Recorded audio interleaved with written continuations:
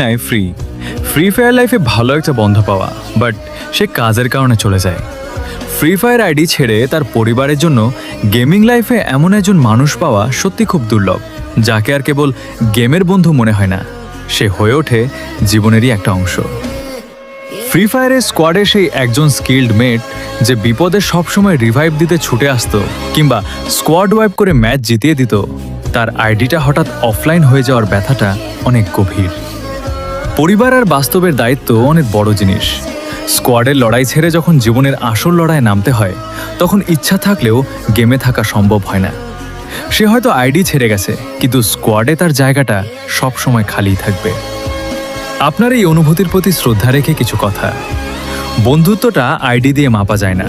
সে game ছেড়েছে মানে কিন্তু আপনার বন্ধুত্বটা হারিয়ে যায়নি।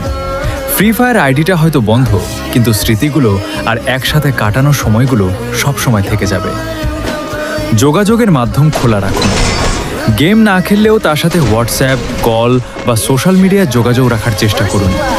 গেমের বাইরেও খোঁজ নিলে সেও বুঝবে যে আপনি তাকে শুধু গেম খেলার সঙ্গী হিসেবে নয়, সত্যি একজন ভালো বন্ধু হিসেবে মূল্যায়ন করেন। তার লড়াইকে সম্মান জানান। সে নিজের এবং পরিবারের দায়িত্ব নিতে গেম ছেড়েছে, এটা তার জীবনের একটি বড় এবং পরিপক্ক সিদ্ধান্ত। বন্ধু হিসেবে তার এই লড়াইকে সম্মান জানানোই সেরা উপহার। অফলাইন প্লেয়ারের তালিকাটা দিন দিন বড় হয়, কিন্তু একসাথে কাটানো সেই লবি আর ক্লাচ মোমেন্টগুলোর স্মৃতি কখনো পুরনো হয় না।